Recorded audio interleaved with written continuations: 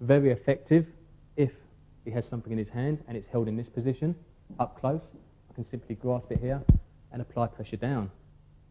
Very quick release. If it's non-weapon related and he simply holds me by the throat or the clothing, again I'll reach over, I turn inwards and I apply pressure down, taking our man to the floor. The next lock is if I want to bring him forward. I simply insert up, hold on to my own hand, and as I turn, his arm is braced against my arm, and this is what bends him over. But a leverage. From here, if I want to bring him back upright again, I can escort him up this way into a wrist lock. That is very painful, and it's another escort hold for walking. I'm not applying pressure down, it's not a compression, although that hurts, it's a rotation. Notice how I rotate his wrist toward me. That is where the pain is, that is the break point. Now from here, we can move into elbows and shoulder locks. For the purpose of lock flow, I can insert underneath his arm and move to a shoulder lock. Again, perfect for escorting somebody. An ideal situation for those who just want to end it quickly would be just to maneuver this person into an object or move straight to his neck.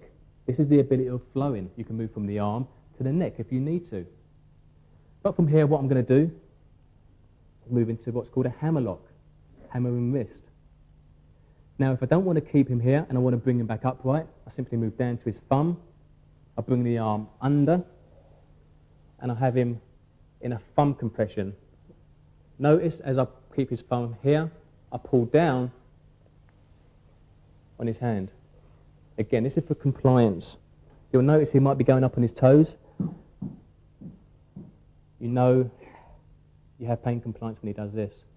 A great walking hold.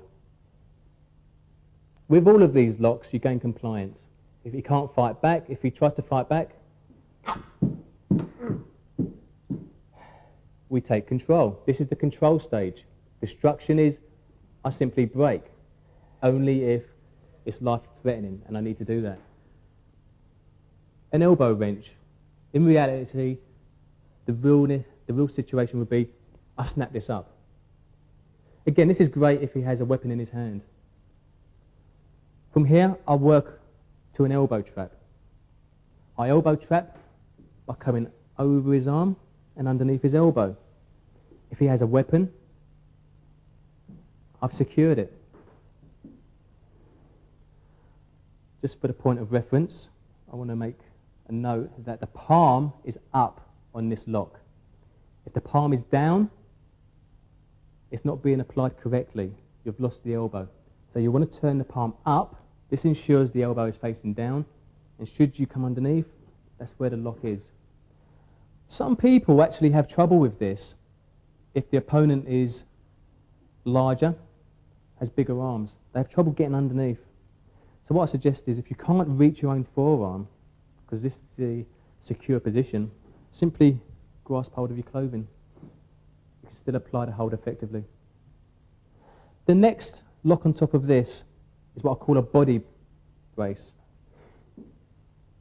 If I'm here and he rolls away, I've lost the lock. So I simply press my body against his elbow.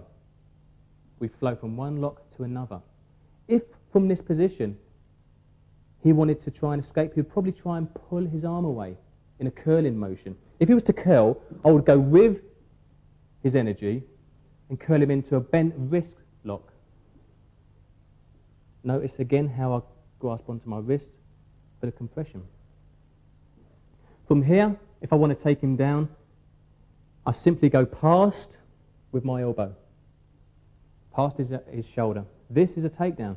Or for those who like to strike as well, they can simply elbow from here.